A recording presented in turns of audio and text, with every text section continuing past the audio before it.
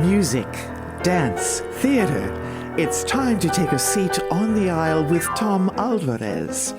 Hear from performers, producers, presenters, and creators who enrich our lives in the performing arts. Who's on stage?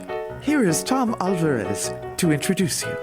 Hello, and welcome to On the Aisle with me, Tom Alvarez. My guest on today's episode is actor, singer Craig Meyer, an acclaimed Elton John tribute artist. Join me now as I go on the aisle for a conversation with Craig. Welcome to my podcast, Craig. What a delight to meet you, and thank you for sharing your time with me today. Of course, Tom. Great to meet you as well. Okay, am I to understand that you are currently on a ship? Is that correct? I am currently on the Celebrity Ascent in the middle of the Atlantic Ocean, headed on our way back to Fort Lauderdale. Isn't technology amazing that you're in the middle of you're on the sea and the connection's great, by the way. We used to think that Dick Tracy was pretty special with his watch. I'll be right there. Yeah. I'm on my way. And now here we are. Yeah. Notwithstanding the fact that I'm in my kitchen or my dining room talking to you and you're on a ship. Amazing, amazing, amazing. Well, anyway, this is a great way for me to connect with performers such as yourself from around the country to share with my listeners. So again, thank you. So you are coming to Carmel where you, you were not actually born in Carmel, but you came to Carmel like when you were, tell me that story. Give us a little background. My family moved from Southern California to Carmel, Indiana in 1978 between my freshman and sophomore years in high school. And why Carmel? My father was born in Fort Wayne and raised in Indianapolis, and our family business was headquartered in Indianapolis. And my father took a position as the vice president of computers and technology for the company. And so we moved from Southern California to Carmel, Indiana. And I spent the next 3 years at Carmel High School and became heavily involved in the theater and music programs there. I was a Carmel ambassador and we won Bishop Lures and just, I had the whole Carmel experience. Well, we have something in common. My hometown is Fort Wayne, Indiana. Hey. Yeah. You, me, and Carol Lombard. There you go. We're in good company. Yeah. Well, of course, anybody who's watched Glee should know that Glee was created by Ryan Murphy, and Ryan Murphy was basing a lot of that. It was a composite of his show choir experiences in Carmel. Is that correct? Yes. Well, I think he went to North Central. Oh, that's right. So Carmel High. Yes, go ahead. Carmel Vocal Adrenaline was the arch rival school to Glee kids. Yep. Yeah, and boy, he really put show choir on the map, didn't he? Well, to a certain extent, I think that show choir, the wider audience, in other words. Yeah. Yeah. Okay, so I saw that. Are you still based in Atlanta, Georgia? I am. I've been in Atlanta for about 20 years now, and one of the best moves I've ever made. Why Atlanta? I had been in LA for decades, and two parts of my family had moved to Atlanta 10 years prior to my move. And so I'd been visiting for quite a long time. My parents were there. One of my sisters was there. And when I decided that I wanted to transition out of LA, I had a job opportunity in Atlanta, which took me there. And it didn't go all as planned, but it went as the Lord had planned. And I'm here now, and through a series of events, ended up vocal coaching again. And that's how my Elton show got started. A woman came into my studio to work on her Dolly Parton show, and we became very good friends. And she encouraged me to see if there was someone in the world that I could tribute. And I thought of Elton John, but my response initially was, I don't know that I want to go to the elephant graveyard of entertainment to become a tribute artist. I've got a really robust career. I've been on Broadway. I've toured. I've been with national recording acts and all TV and film. But backed into it about 2 years later and said, okay, let's test this out. And it exploded. And what was my side hustle quickly became front and center. And the last 18 years now, I've been touring the world as Elton John, and it's a wonderful life.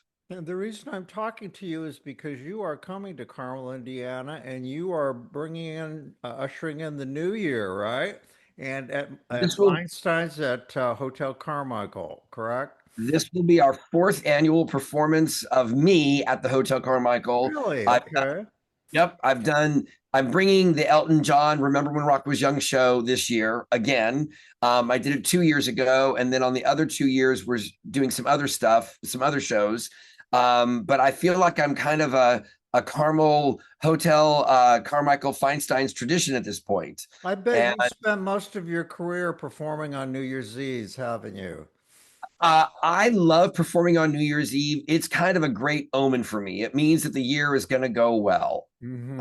I'm finishing the year and starting the year doing what I love to do, and usually with people that are ready to have a great time. And for those who aren't familiar, Feinstein's at Hotel Carmichael, it's situated in just this beautiful, beautifully designed, decorated hotel. Are you also staying there in that lovely place? I am very fortunate that I get to be a resident of the Yeah. Hotel Carmichael Just for an elevator down to your performing space. I I cannot tell you, Tom, how much I enjoy being in that space and how much my team loves coming with Oh, I me to that bet. space. It Yeah. is it is truly a very sumptuous and unique environment, and it's always nice to walk in those front doors and you smell the Hotel Carmichael scent, and you get to your beautifully appointed room, and it's it's very dreamy. It It's must very give you a really warm feeling, though, to do a homecoming and to be in a place like that in a room named after Michael Feinstein, of all people, right? you know my connection with Michael Feinstein. I first heard of Michael years ago when he was just coming on the scene, and have loved his music and his artistry and the work that he does. And of course, the Great American Songbook is located there next door at the Palladium. So being invited to perform in his space on such a special night as New Year's Eve is really an honor. And to get to Mhm. come home to where I graduated from high school, I still have family in Carmel. I still have a large cadre of friends that I get to see when I come home. So it's great. It's That a great really is a finish again. homecoming. That really Yeah, is a it's a great homecoming. finisher to the year and a great Yeah. yeah. So what will your program consist of that night? So the my show really captures the height of Elton John's music. We've got a 75-minute show, so I don't get to go to too many deep cuts in this show, but we really get to hit the highlights. It's a great evening where people are going to be singing along and dancing in the aisles and dancing with me, and really just celebrating what this music means to so many people. And over the years, you have learned how to stay in character, correct? My character, almost Elton John, is his own person. He definitely shows up when the makeup and the hair and the wardrobe gets on, and he can do and say things that Craig A. Meyer wouldn't normally do, but he's definitely able to. Do you do a lot of audience interaction and with the audience and do that No, in character as well? I do. And one of the things that I love about the Feinstein's space is that it's so intimate, even though I mean, I think there's like 120 seat Yes, space, yes.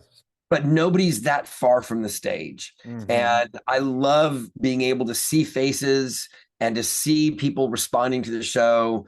I love watching the couples when one of the slow songs comes on and one reaches over and takes the other person's hand, and you just Yeah. feel that joy and that warmth coming over me as I'm watching them have fun. Well, the fact that the reason I asked those questions is because, most performers, acting is a big part of the performance, obviously, Yeah. and the fact that you can think on your feet and improvise and staying in that character, but So what did you do like tons of research? Did you watch videos of him, in non-performance mode, interviews? What did you do? What kind of homework did you do? And do you still do it? I really approach this as a piece of theater. My background is in theater, Yes. heavily influenced by my time on the stage at Carmel High School, the Dale Graham stage, Wow. and working with Ron Helms and Terry Fox and Ann Conrad and all the people that were involved in my time there. And I did a full character study when I was creating the show, and I read several biographies and read an autobiography and watched David Furnish's documentary on Elton to really pick up the essences of him. And I've seen him perform live. And really, once I had that information, I then constructed what I call my portrayal of Elton John. And that's what I bring to the stage. And again, after 18 years of performing as him, there's a level of ease and comfort of just knowing that this works, and knowing that I can slip into that very comfortably, and be fully submersed in the character, but also present enough to be interacting with the audience, responding to things. It's live theater. Anything can happen. I've had microphones go out. I've had clothing, wardrobe malfunctions on stage. I've had people come up on stage. In fact, I was going to ask you that about inebriated hecklers. So one of my most memorable audience interactions, if you want to call it, was on an early New Year's Eve, probably maybe in my first couple of years of performing. And I was performing at a dinner theater in Illinois. The city shall remain nameless, so no one's incriminated. But there was a gentleman in the audience that was clearly very much in his cups on New Year's Eve and had been shouting things throughout the evening. And I had been quietly, gently, ignoring, but trying to push off to the side. And during the second half of the show, I was doing Candle in the Wind. Candle in the Wind is this beautiful ballad. And I'm sitting at the piano and I'm playing. And in the middle of the song, this person stumbles up onto the stage and sits down on the piano bench with me. Oh, and the entire audience, including me, all of us were like, because we were like, what's going to happen? And I'm trying to play and sing and stay in the moment, but I'm thinking, what do I do? What do I do? And finally it hit me. WWBBD. What would Bugs Bunny do? So I finish the song. I play the final note. The audience is sort of tentatively applauding. And I turn to my new co-star and I take his face in my hands and I turn it towards me and I plant the biggest, wettest kiss on the mouth to him and say, Happy New Year, darling. He turned 12 shades of red. The audience screamed with laughter. He skulked off the stage and I was able to retain the show. Oh my. Well, you do think on your feet, don't you? You gotta stay present and you gotta stay quick. Yeah, I have to ask you, of course, I'm sure you've been asked a lot. Has Sir Elton Sr. act? I know that he has not. I know that the people in his organization are aware of me. Every good artist, if there are tribute artists out there, they keep tabs. And they want to make sure that you're not saying or doing anything that would harm their reputation, and that you're presenting the music well. When they got ready to do the Farewell Yellow Brick Road tour, they were looking for an actor to portray Elton in some film clips. They were going to recreate moments in Elton's life to put on screen. And so I know that I was in the catalog of people that they looked at. I was not chosen, which was fine. So I know that they've seen me. And I guess in the no news is good news category, they haven't sought to shut me down. Yeah. How about friends of his or fans who have seen him live a lot? I have met a lot of people who have seen Elton live and come up to me after the show and thank me for such a great portrayal of him and his music. And that's very flattering. That's very humbling. You know, I have again pointing to your bio of experience: radio, film, television, Broadway, cruise ships. You played venues, thousands, and then small rooms like Feinstein's. What a prolific career you've had, and it was very interesting to see you know, to take a look at you know, the breadth and width of your career. You've been really fortunate as an entertainer to live a life, you know, in show business. So would you say you're living your dream? Completely. My goal in life was to be a working actor, and that's all I've ever been. Yeah. And I'm so grateful for the opportunities that I've had. I'm grateful for the people that have taken a chance on me, who've believed in me, who've given me the jobs, who've given me the opportunities to perform on stages around the world, like Wembley Arena and Madison Square Gardens and, you know, Feinstein's and all the different places that I've had the privilege to perform. And people you have performed with, I saw that you were a backup singer for Barry Manilow and Frankie Valli. My gosh, I mean, you know, and the fact that you acknowledge them, what they did for you, correct? Let's Oh hear my a few of gosh. those stories. For instance, what kind of influence, what was it like working with Barry Manilow? And he was here on his so-called farewell tour a couple years ago, and I got to see him at Gamebridge Fieldhouse. And I was just so struck that, you know, his showmanship, you know, you just really can wrap people up, you know, in the palm of his hand, you know? You know, I know I said earlier that you should never meet your heroes, but working with one of them was one of the highlights of my career. Uh, I taught myself how to play the piano starting around age 10 using the music of Elton John, Billy Joel, and Barry Manilow. And so when the opportunity came to audition for his Showstoppers tour, I was excited to say the least and thrilled to get a call back and completely blown over when I got cast in the show. Hmm. And that started a 2-year journey with Barry and his team touring the world. The month of rehearsals that we had in LA were spectacular. Getting to know him as an artist, as a person. The head writers of the show were the former head writers of the Carol Burnett show for all 11 years that she was on the air.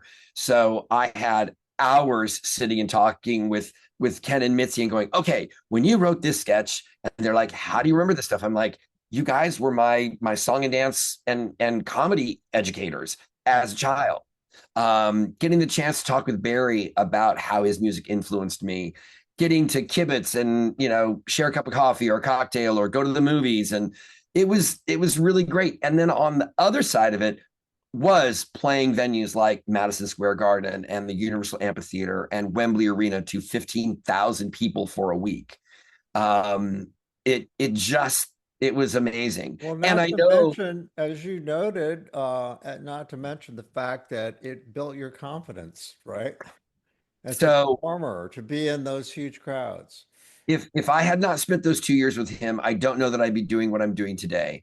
I Hmm. watched him over the course of 2 years work with crowds. I watched him work sick. I watched him work tired.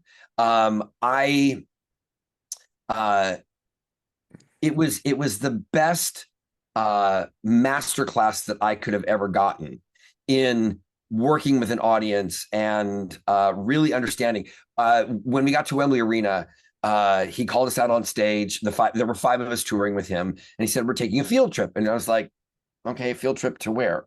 So we got off the stage. We went to the center aisle, and we walked the floor of the arena to the very end. And then we went up. We went up the stairs and up and up and up to the very, very back of the arena, to the last row of the arena. And he said, "Okay, turn around." We turned around and he said, "Take a look at the stage." And the stage was way far away and really teeny tiny. And this is before we had cameras with big IMAX screens on the side to give you close-ups of the band and the performer. And he said, the people The that bought, nosebleed section. yes, Yeah. but he said the people that bought these seats deserve the same show as the Sure. people in the row. Yeah. And I was like, okay, I knew you were a great musician. I knew you're a great showman, but you really understand who your audience is, that it doesn't matter how much you paid for your seat. You deserve to have the same show as everyone. And so, and again, as a theater person, I was always taught to make sure that my energy reached the back wall of the theater. But to have someone like him, who is such an icon, who's such a workhorse, I mean, the man never stops working, that he understands that. It's like, okay, that's why you're so good at what you do. You really, really understand how to perform. So it was, you know, I've been reviewing for a long time, and I've always been fascinated by that phenomenon of entertainers. It sounds like Barry's one, and it sounds like you took a page from him. That doesn't matter if you're performing in front of 1,600 people, like at the Palladium here in Indianapolis. And Mhm. I'm always really struck by those who have the ability to play those huge arenas, and yet they can establish a connection and intimacy with their audiences as if they're in a tiny room of 125. And it never changes that connection, between the singer and the song and the audience. It is, Michael Feinstein calls it the magic thread. And Yes. not all performers have that ability and talent, but it sounds like you had a front row seat to that talent. My career has brought me to I mean, I apprenticed with the Disney company at Walt Disney World in Florida, and then spent years and decades working with them in a lot of different capacities. But again, doing 5 shows a day, 5 days a week, in the hot Florida sun and humidity, wrapped in polyester, and Mm. singing and dancing my face off at 20-0. That was the training ground to understand that every audience deserves the best of you every single time. And I had shows 2 nights ago here on the ship. The theater holds just over 1,000 people, and these audiences were raucous. We had so much fun, and there are moments in my show when I know that I'm landing with them, and they're just little tells that I can have. And I was so exhausted on Monday night and so gratified by the great shows that I was able to deliver for my audience and for my client here on the ship. It's the best night's sleep I ever get when I Mhm. know that I have delivered an evening of entertainment for people, that I've connected with them, that they have felt something from me, that they found joy, or there was a bittersweet tear over someone, a song that reminded them of someone or sometime in their life. That's the gift that I get to bring to people, and that's the gift to me as a performer that gets to bring it.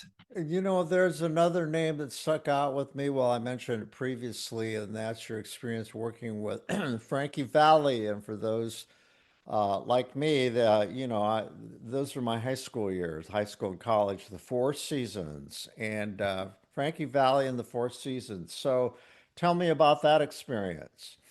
Again, getting to work with a cultural icon is is is kind of amazing. And he's still performing, isn't he?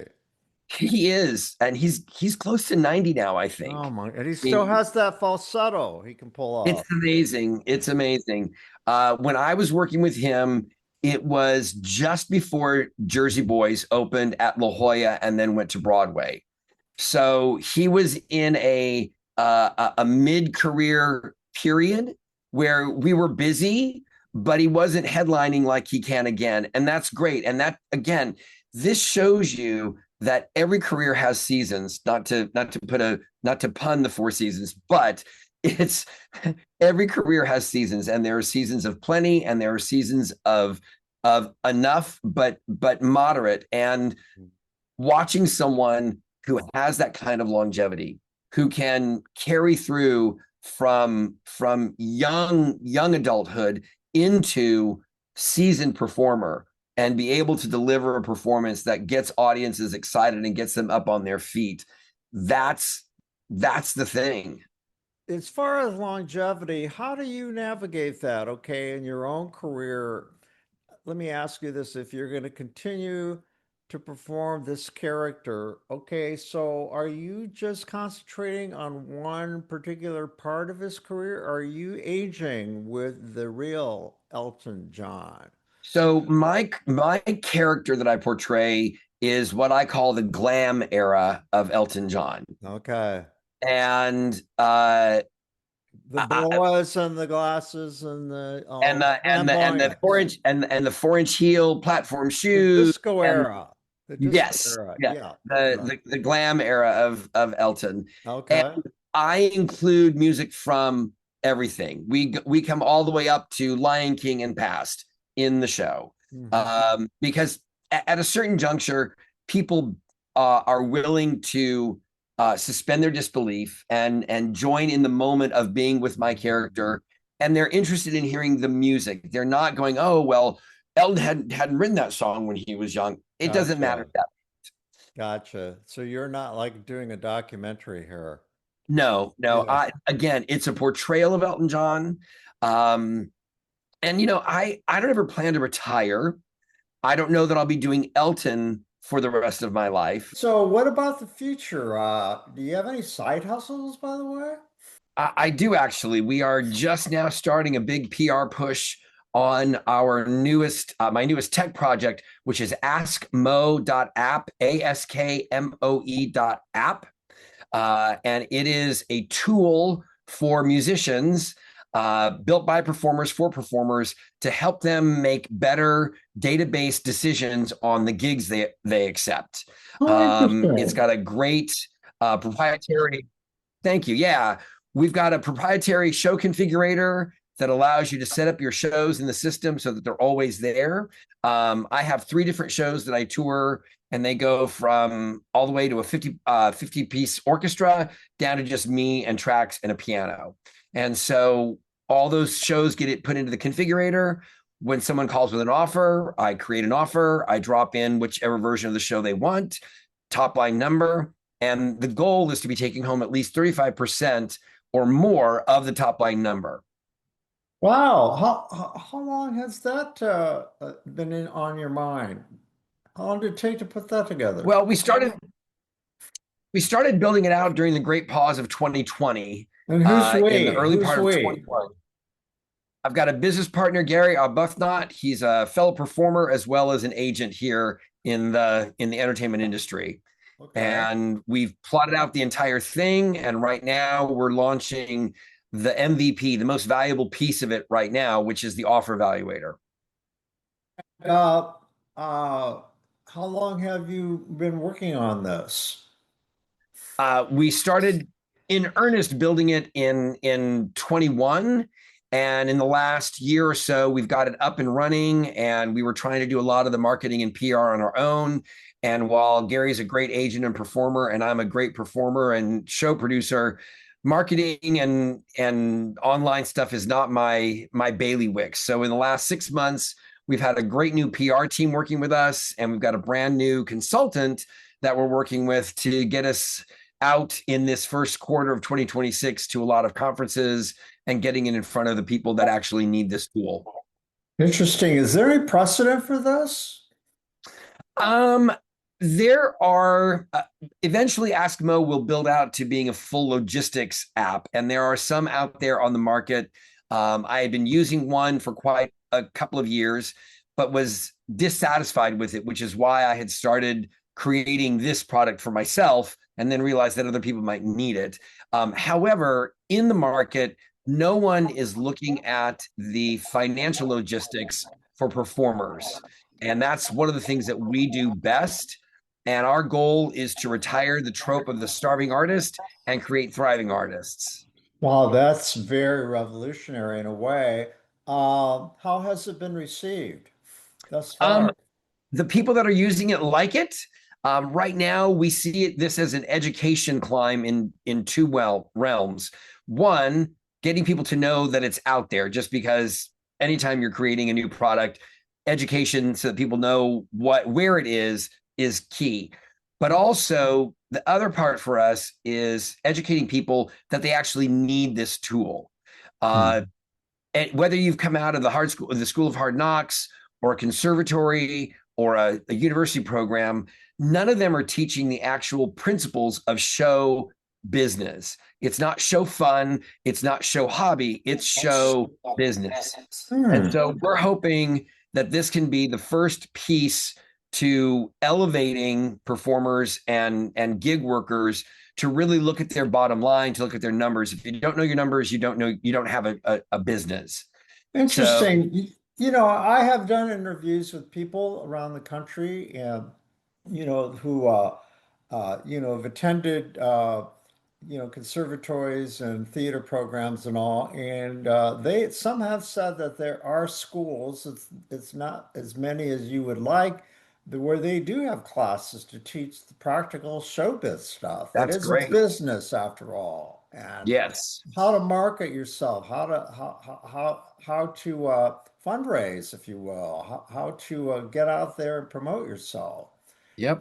And so this is using technology to help people with that, right?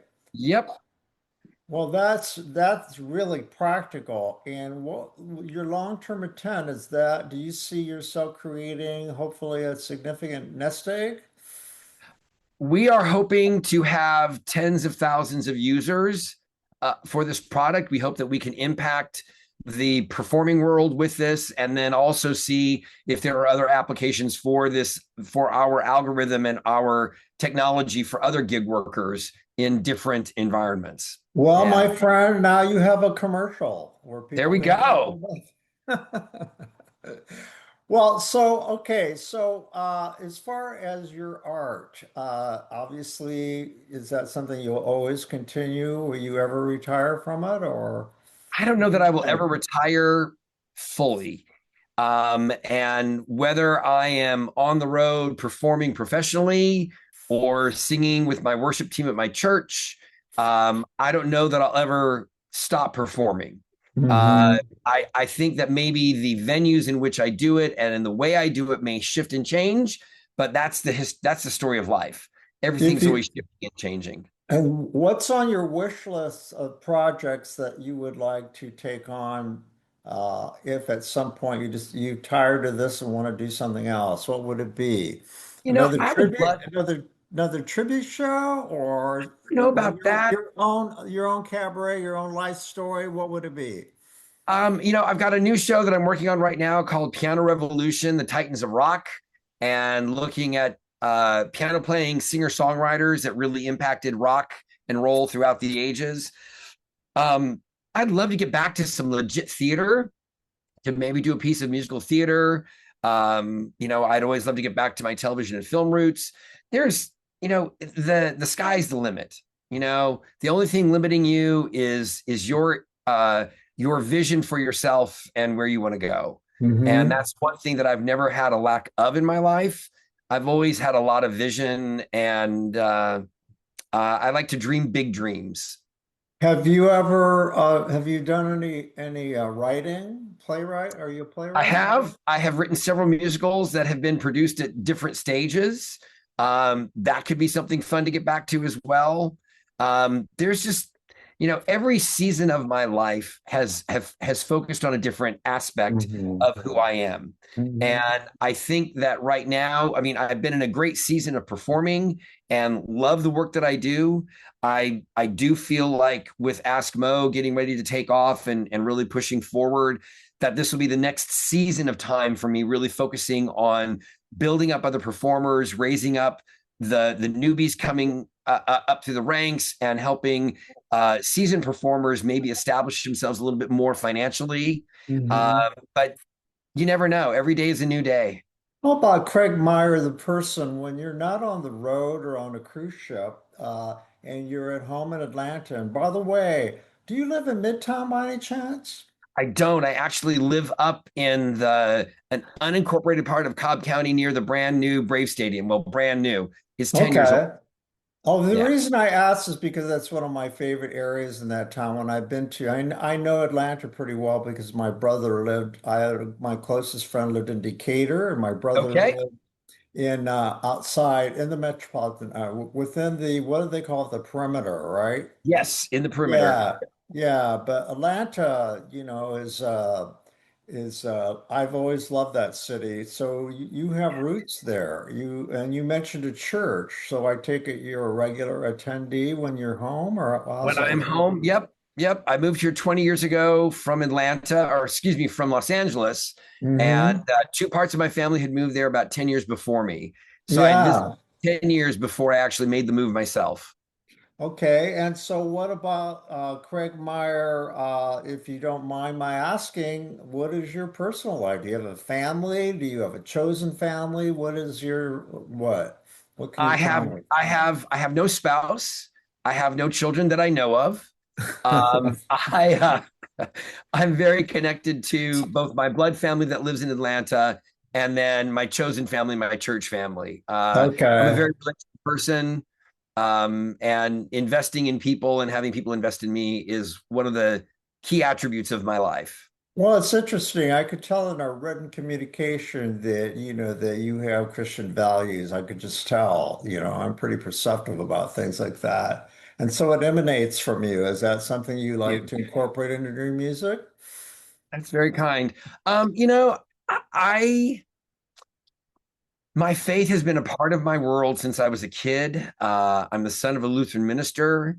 I had a rather healthy rebellion in high school and in college years, but returned to my faith as my own and not something that was handed to me by my family. Mm. And I appreciate you saying that it sort of emanates from me in all my pores, because that means that I'm doing what I hope to be doing. I hope to be Hmm. sharing my faith and sharing my Christian love, that has been shown to me through my faith in Christ to other people. So Hmm. Well, I have to ask because this is part of actually, I grew up in Fort Wayne, Indiana, and it was founded by German Catholics and Lutherans, actually.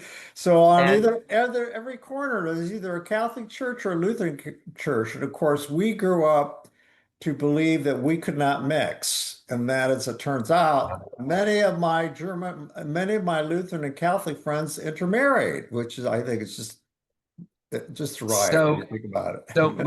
my father is from Fort Wayne as well, Yes. Yeah. Didn't we and talk about that? Yeah. a little bit, yes. And I always joke that I was raised Lutheran, which is Catholic light, half the Yeah. doctrine, all the guilt. Well, did your father by any chance go to Concordia High School?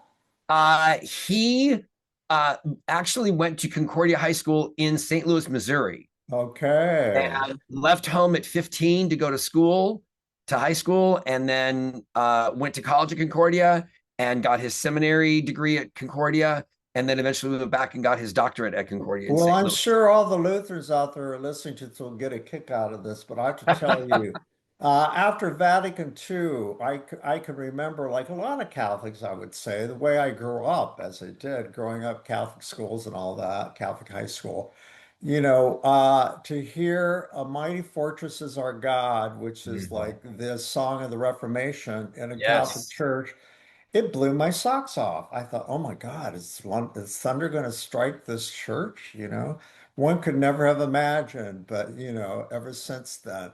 So yeah, I have a great interest I have a great interest because I consider that part of my identity growing up in a city like that. Yeah, there were churches in every corner, all kinds of. Yeah. So you've got those Hoosier roots going for you. Yeah. Yes. Yeah. Yeah. Do you think there's such a thing as Hoosier hospitality? I guess there is. I have Hoosier in my background, but I'm a native Californian. Oh, So that's right. Yes, of course. I'm a transplant from pretty much everywhere I go except for LA. Well, soon the Hoosiers are going to be at the Rose Bowl, so That's great. we'll have some representation in your home state. So let's Exactly. talk about New Year's Eve. New Year's Eve. What are you looking forward to in 2026? Well, What are first your and foremost, aspirations? I'm excited that I'm getting to come back to Feinstein's for the fourth year in a row. The team there have been so gracious to me. We're looking forward to selling out both performances at 7:30 and 10:45. I know tickets are available at feinsteinshc.com. That's right. And it's always a great evening. We're going to have a champagne toast for both shows. And it's just going to be a lot of fun. It's great to be back in my high school hometown. I get to see friends there at the show. But I think for 26, if I'm looking forward past New Year's Eve, I am looking forward to the growth of AskMo. That's really sort of what my next focus is. And I'm excited to see where that takes me. Will you have a website? Do you have a website now for the company, or a We Facebook do. page, or We all of do the all of above? those things. Our website is askmoapp, AskMoe.app. And on social media, we are AskMo Music MGMT. And how So about Craig Meyer? You have your own website, do you not? I do. You can go to MeyerEntGroup.com and AlmostEltonJohn.com. And that's where you can find all of my performing endeavors. I'm sure people will wonder, how should they dress for the evening? Are they expected in a place like Feinstein's to, dress to the nines, or can they come casual? What do you see when your I audience is think there? I think anybody can dress however they want, but my personal feeling is that it's New Year's Eve. Sure. The world we live in today, everybody's casual all the time. New Year's Eve is that one night of the year where you can dress as extravagantly as you want to, and Yeah. no one is going to bat an eyelash. So Get people out, can wear a black tie if they want, in long gowns, and wear their best fur. and Or I am faux fur, debuting a or brand faux new fur. and I am debuting a brand new costume on New Year's Eve for the Oh, show as well. Lord. Okay. So, and I will be drenched in sequins and glitter. So Yeah. I triple What? dog dare anybody trying to try to out glitter me for my show. So who does your costumes? I have a brilliant collaborator in Lindsay Paris. She's based here in Atlanta. We've worked together probably 15 or more years, and we have the best time coming up with ideas, looking at fabric, starting to drape, changing ideas, making left turns at Albuquerque, and always ending up with just these amazing creations that are so much fun to wear on stage and really just set the tone for every And I can performance. only presume that she has taken a look at Elton's costumes over the years and have been inspired by them. And Yes, we in my show, I have not got what I would call a replica costume of Elton's. okay. Think that what Elton did back in the day is amazing and wonderful. I also believe that if he had the materials and the things that we've got now, that he would go even further.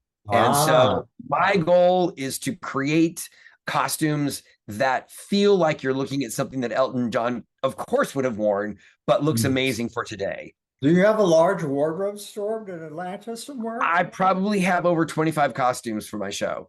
Wow. And how about I take it you have a lot of boas and furs too, or faux furs or whatever? I do have feathers. I do have some boas.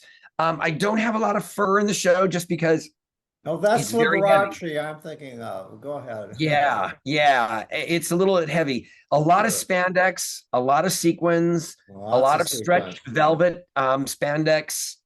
Yeah, How about and glasses? Accessory. uh, so many glasses, too many to count, How and about all of them carefully cataloged in my Elton closet. and hats too? Lots of hats, all well Yeah. cared for in my Elton closet. He also doesn't he have earrings as well? And I wear jewelry? an earring. It's the only thing that I changed on my physical appearance for the show was I got my right ear pierced. The left one had been pierced for a lot of years, but I got the right one pierced because that's what he has pierced. And my signature piece that I wear in my ear are 2/8 notes on a little dangler. So Hmm. So, are there any any New Year's Eve songs in the repertoire that I was thinking, I don't know why that came to mind besides What Are You Doing New Year's Eve or love that anything like song. that Yeah. What do you Elton do? does not have a specific New Year's Eve song. Last year, when I did Elton, Billy, and Barry, I got to sing Barry Manilow's New Year's Eve song. It's Of just another New course. Year's Eve, which is Mm-hmm. great. But Mm-hmm. we will be singing Old Lang Syne on New Year's Eve for our champagne toast. Mm-hmm. So we will get that. And so past midnight, how long is that show and how long will it go? The show is set to finish at around midnight. So Okay. we will probably toast at midnight, and then we'll do one big number, and then we'll be finished for the evening. So everybody can get Okay. home and get a Okay. good night's sleep before the Rose Bowl game. Now, is there anything that I haven't asked that you would like to share with my listeners? You've done a great job, Tom. You're a great interviewer and a good guy. Thank you so much. And I hope you have two sold out shows and Amen. that you're a big hit. Obviously, this is the fourth time you're coming back.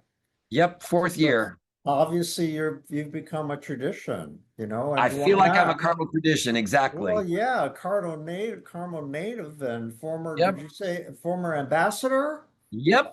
Former ambassador and cut my acting chops on the Dale Graham stage at Carmel High School. Do a lot of those your classmates come out to support you, or do they know They about it? do. They do. They do. It's always a great weekend when I'm there in Indianapolis and Oh, Carmel. that's so cool. Well, thank you again for sharing your time with me, and Thank you, Tom. I hope to see you on the aisle somewhere sometime. Exactly. Merry Christmas, Happy New Year. Same to you. Our thanks go out to our media sponsor, Urban Times. Urban Times is a monthly news magazine which serves as the official newsletter for 15 Indianapolis neighborhoods, offering news about development, arts and entertainment, and from the business community. Thank you for joining me on the aisle. Please subscribe to my podcast, and if you want to hear previous episodes, find them on the All Indiana Podcast Network, or listen to them wherever you get your podcasts. This is Tom Alvarez. Who will take center stage on the podcast next? Your seat on the aisle with Tom Alvarez awaits. Follow Tom on Facebook, Instagram, Twitter, and TikTok, and make sure to visit tomalvarez.studio. Watch Tom every other Thursday on Lifestyle Live on Wish TV, and make sure to listen every week here on the All Indiana Podcast Network.